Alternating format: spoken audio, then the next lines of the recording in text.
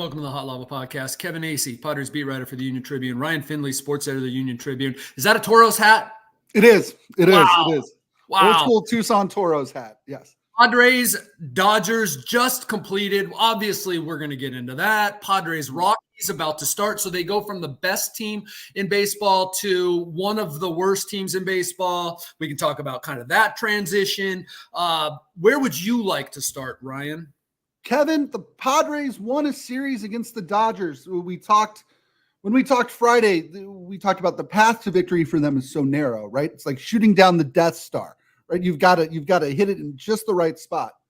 Not allowing them to score is a really good strategy. And to me, the story of the weekend is A, the Padres take a series, B, the Padres pitch their tails off. Let's talk starting pitching and what did you see? Historic, by the way. Yeah. First time ever. No, first time, well, I mean, since 1893. So since most of us were alive, that a pitching staff, that 4 starters in a row went 5 innings or more, 4 starts in a row while allowing 2 hits or fewer. That's wild. Wow. And what we're talking about is that started with Cease in Chicago on Wednesday. Michael King, Matt Waldron, who everybody bags on, but come on now, and Yu Darvish. So, wow. But here's the thing. That's historic. Okay, they haven't done that. They have had that. They have had fantastic turns through the rotation. So it needs to keep up because they've also had some really bad turns through the rotation. But what this shows you and what the good turns show you is like that is their path to victory. There is a thought that like that was supposed to be the strength of their team. We can talk about the big 3 and the and how important that is. And I kind of harp on it all the time that Manny Machado needs to be better. Xander Bogaerts needs to be better. Heck, you could even argue Fernando Tatis Jr. needs to be better, though he's been the best of the 3. But to me, it's when the starting pitching is allowing 2 runs in the first, right? And or 4 runs over the first 3 innings, and you're constantly putting the offense in a hole, which has happened too often this year. That's a big deal. To me, that's been the biggest impediment to them being better than 22 and 21 at this point. So that was just, you are right. That was the thing that stood out. Right. The Padres scored 6 runs in 3 games and still won a series, thanks to good pitching. By contrast, last weekend they took 2 or 3 from the Diamondbacks. And they scored 24 runs in 3 games.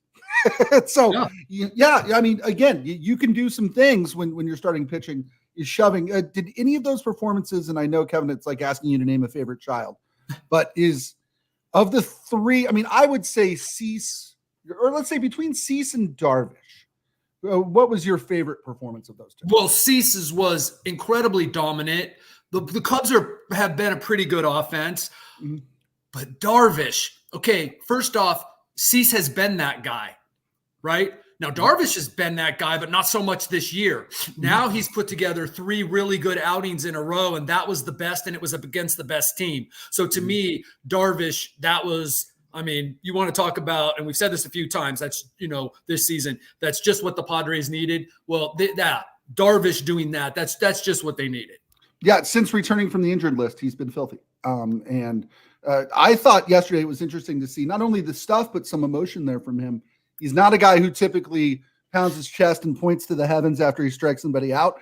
But he was emotional. It felt like a playoff game. Watching on TV, to me at least, it was a goosebumps kind of day from a team that did not deliver too many goosebumps moments last year. They are so much more enjoyable to watch. I've had a lot of fans and acquaintances say more fun to watch, right? And and I was not at yesterday's game. One of the days that I am sure to take off if we're at the Padres or at home is Mother's Day. But I was watching the game and I was watching it at a Mother's Day gathering with some Padres fans and they were really into it, right? And I don't know that over the course of a season or in May that when the team's not good and exciting, that fans are like that kind of geeked up and into it and knowledgeable about things because they're a fun team to watch and a fun team to follow. And so, that was big. Now, here's my thing. 2021, one of the great regular season series that I have ever covered in terms of intensity and just gutty performances, big performances by big players. Padres take 3 of 4 against the Dodgers at Dodger Stadium in 2021. April. In June, they sweep the Dodgers. At this point, they've won 6 out of 7 after losing the first 2 of the season. Or I think it was 2 of the first 3 against them. So, but at that point, they're winning the season series, and it's not even like a question. They are like, they lost their next 9 games that season against the Dodgers and collapsed. It's May. They need to keep it going. Here's the thing that's kind of sticking out to me. The Cubs series, veteran baseball people felt like at least the first 2 games had a playoff vibe in the ballpark and among the pitching and just kind of how the games went. Dodger series, playoff vibe. Whew, that's a lot. You needed the Rockies for a break, but you can't take a break. But you that it's been pretty intense the last week.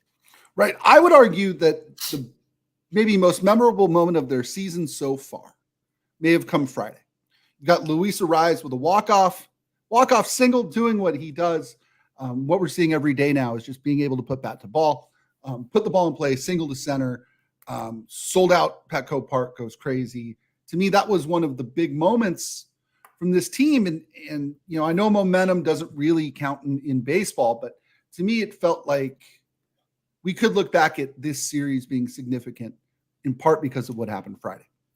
And the fact that we can say that, whereas, you kind of gave up on that, maybe not by this point in the season, but last year it was like, there were so many moments where it was like, well, maybe this is the one. Yeah. And this year they're so far they've been sort of building on those, right? Like they have, they do something good and you go, well, maybe that's something. And then it's kind of looking like, yeah, maybe that is something. So I do agree. Yeah.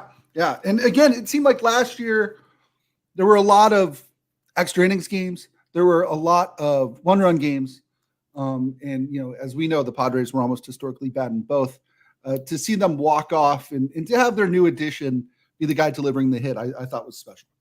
It does go back to, and look, again, they had a lot of special moments in 2021. Okay. But they were a fun team to watch for 2/3 of it. Right.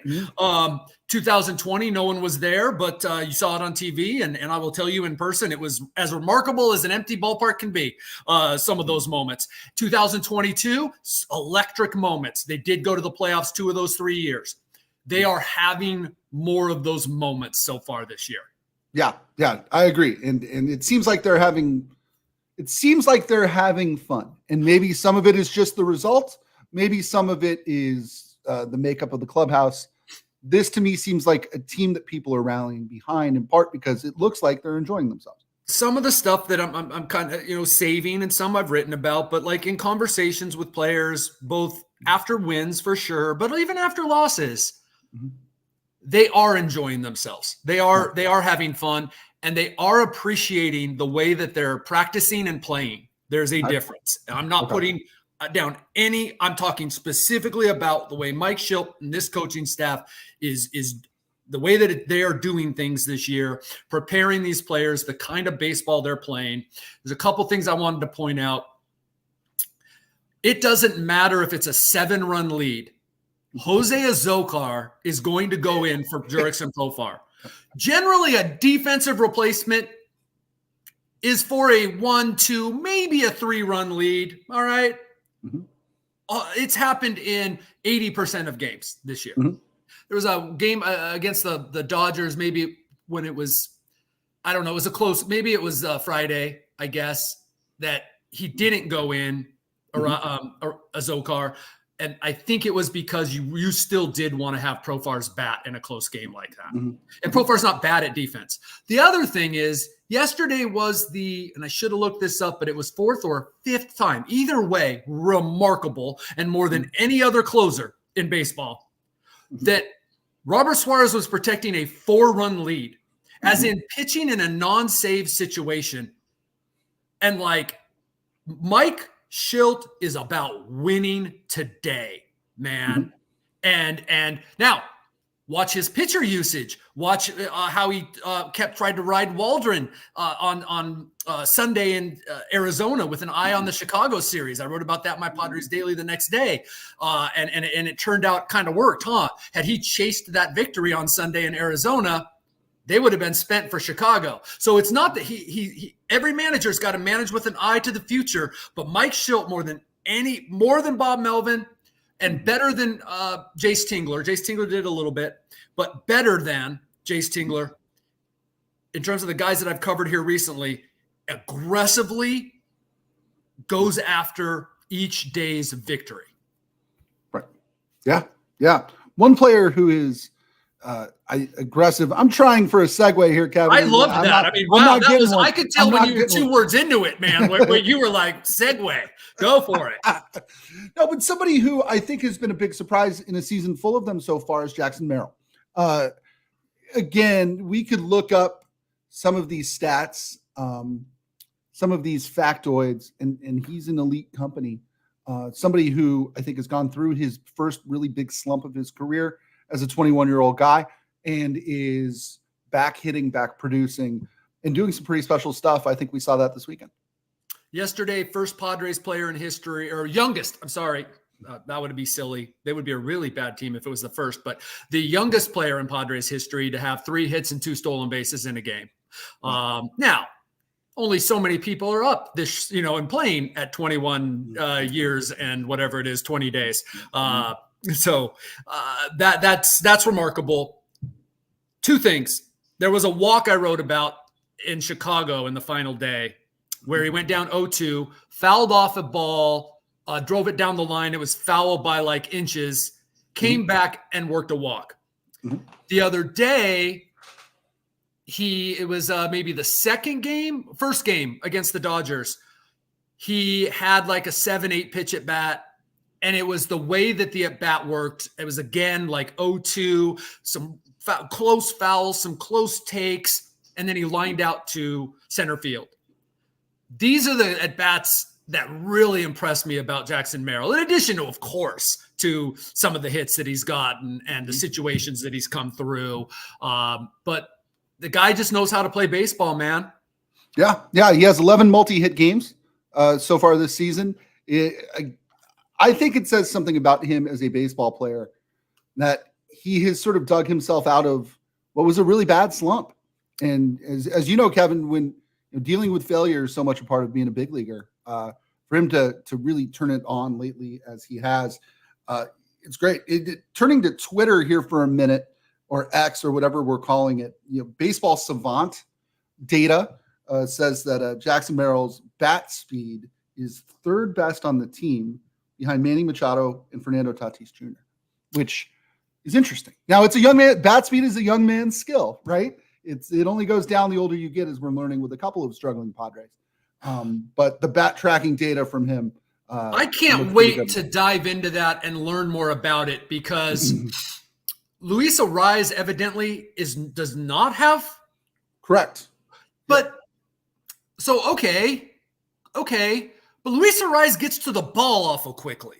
So, I don't know this. What is bat speed measuring? Obviously, bat speed's very important. It's something teams have been looking at for forever.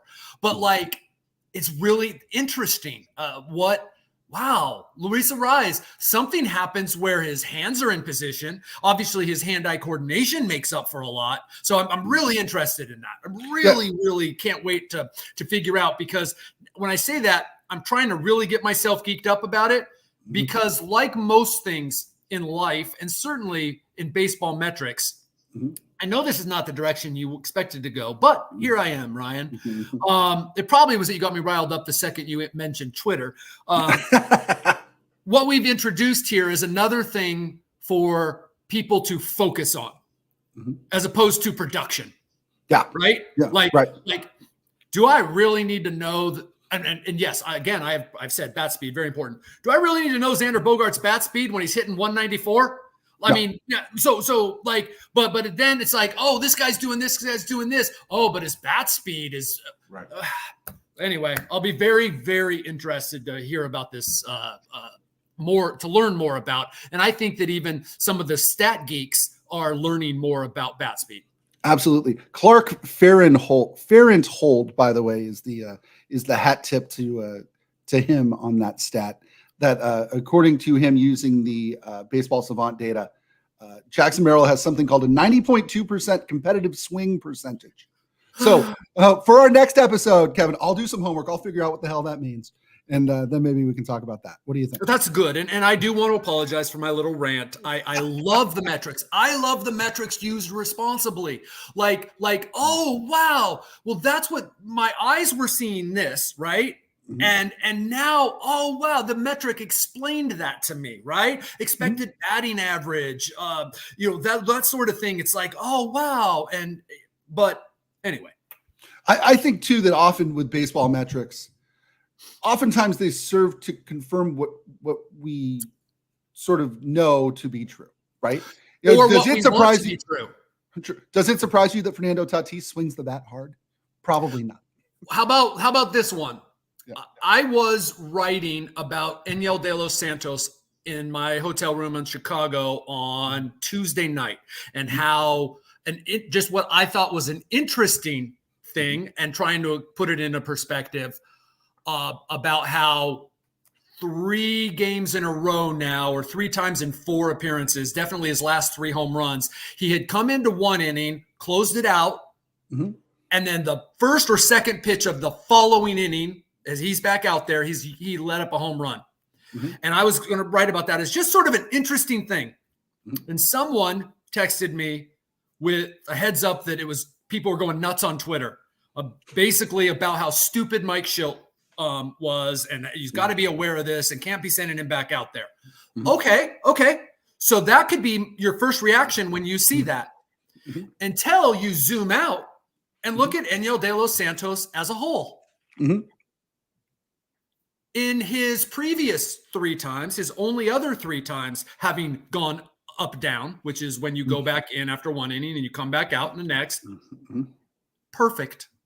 Yeah. Had not allowed a run, had allowed 1 hit, had not walked anybody, had struck out like 5 guys. So wait a minute, which stat is it that you want to look at to prove the point that you want to make?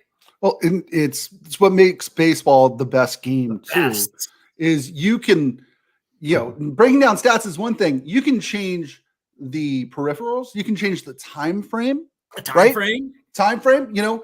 History tells us that Enyel De Los Santos is a league average reliever, but the last month of history tells us he's pretty darn good, right? Like, so what are we believing, moment to moment? Jurickson Profar, his entire career up until this point, he's been a very specific kind of player. Jurickson Profar in the last month and a half has been a much better player. The arbitrary stat is to me the blessing and the curse of baseball. Yep. Yes. Right? Yeah, you're right. You're absolutely right. Again, that we can dig up something that says that this is the first time since 1893 that a starting pitching staff has done this is why baseball is great. You had a note, I think it was in your Padres Daily a few days ago, that the team is considering, or at least talking about maybe pursuing some bullpen help. Scale of 1 to 10, how big of an issue is this right now, and where could they go? Ooh, talk about what we were just talking about. If like, how big of an issue is it? Mm-hmm. Well, it's like a DEFCON 4. Okay. Right. So 5 is what we're at in peacetime and everything's great. I think we're at 3 now as the United States, I think, because there's wars going on around the world. We've never been at DEFCON 1. Okay. DEFCON 2 is like, terror attacks, that kind of thing. Okay. I just wanted to like kind of give you my military knowledge. The extent of which look at you. Yeah. So we're at DEFCON 4. So, got an eye on things, right? That's all. Mm-hmm. And knowing that, hey, we're probably making a move. Mm-hmm. Where are we going to spend this $4 million we've got left, right? I'm not saying they're going to go out and get a reliever that's going to cost them $4 million the rest of the year. I'm just saying maybe it's about $4 million or $5 million that you got left to spend. So that's kind of where it's at. Yeah. Yeah. The thing about relievers is you can go get good ones fairly cheaply. Yep. There are teams that are already, and we'll talk about the Rockies next, but there are teams already that are done not competing this year. There was some buzz last week about the Padres taking a look at an A's reliever. There are teams throughout baseball, I think, where you could probably go poach somebody from that pen at a relatively competitive price. So, that is the thing, is like, oh, you're looking for a reliever? Okay. Yeah. Everything you just said is true. And that's okay. So that's good. The other thing is lots of other people are looking for him too. But I think it's better than a starting pitcher because everyone's looking for them too, and they're more expensive. Sure. Also, I think that this may there's no reason, I don't think, at this time to go get somebody today or this week. Right. Because the other thing about relievers is the ebb and flow of the bullpen is like, look, 2 weeks ago, we were talking about Enyel De Los Santos and Yuki Matsui, and basically the bullpen as a whole being really good. There was a period of 2.5 weeks where they were like 1 or 2 in baseball in a lot of areas. Inherited runners scored, ERA, batting average. They were doing really well. Right now they're walking a lot of people, and it's the important thing is, look, Stephen Kolek's been doing great. But the important thing is it's their 7th and 8th inning guys that have been the trouble lately. Sure. And again, maybe this gives Tom Cosgrove some time to figure stuff out at AAA. He was sent down to work on some things. They have some intriguing young arms down there. Maybe that buys, if they can hold on for another month or 6 weeks with the bullpen that they have, maybe the complexion of it changes a little bit. The interesting part is I don't know that they will, because you're correct. Right? Absolutely. One of the interesting parts here is it's just got this feeling this year like they're going to try to plug holes sooner. Okay. Based on, and I've talked about this before, they believe, and when I say they, the decision makers, they had a good enough team to win last year. That doesn't mean they did as good a job as they could have and made sure that every hole was plugged or that every spot was as good as it can be, right? And you really can't do that. Look at the Dodgers, man. Shohei Ohtani's out yesterday. Betts and Freeman aren't hitting, 0 runs. As a matter of fact, look at the whole series, basically. Look at their whole season, for goodness sake. That's a really good team, and I wouldn't trade that. If I had to take theirs versus any other team in baseball's lineup, I'd take the Dodgers. That doesn't mean it's the best lineup. They got the best 3, maybe 4 hitters if you put Will Smith in there, right? Mm-hmm. Yeah. But when their top of the order isn't going well, they kind of suck. Yeah. And something worth thinking about, I think, as we talk about the Padres trying to plug holes, after they play 3 games against the Rockies, they go on the road to play Atlanta, Cincinnati, then they come home to play 3 with the New York bleeping Yankees. It seems like if you were trying to get right for a stretch, that's a pretty big 9-game stretch coming up. It is. I think, again, not to harp on this, but I'm a guy who's watched what was supposedly a good team not fare very well against bad teams lately. So as in recent years. So I'm thinking this is a big series against the Rockies, in part the scope of the whole season, get as many wins as you can, but you then go to Atlanta for 4, Cincinnati for 3, Yankees for 3. So Ryan, I mean, and go back though, like Cubs, Dodgers, they've taken 2 out of 3 from 2, when the Padres went there, the Cubs were percentage points ahead or behind. Anyway, virtual tie for first place in the NL Central, and the Dodgers, obviously, first place. So they're doing pretty well. Yeah, they've got a combined 6-3 against the Diamondbacks, Cubs, and Dodgers. I think we would have taken that 10 days ago, probably. I think that's a successful. We need 2 of 3. Will, we kept saying that last year when the Padres couldn't get a sweep, right? They had they had some series where it was like, oh, well, winning 2 of 3 is okay. Well, yeah, except for when you need those wins at the end of the season. But yes, 2 of 3 is just fine. It's called winning a series. Yep, we've been putting off talking about the Rockies for 24 minutes here. So let's get into it real quick. Dakota Hudson versus Randy Vasquez. 0-6, 6.35 ERA, Dakota Hudson. That's great. Remember, he was a thing for a while, right? Yep. He was a Cardinal prospect. Did he pitch for Mike Schilt at some point? I believe so. Yep. Game 2, Cal Quantrill. By the way, good numbers on Cal Quantrill. Good. And also, Cal Quantrill's the kind of guy that it is important to come in here and shove. Yeah, And absolutely. it's not, if I'm remembering right, his numbers are not terrible for a guy who pitches for the Rockies. And I don't know what his breakdown is, but I'm just saying. Right. 3.94 ERA, 2.55 ERA over his last 4 starts. Okay. Pretty good. Pretty good. I And love me some Cal Quantrill. I just think that's a guy who pitches in the major leagues for 15 years.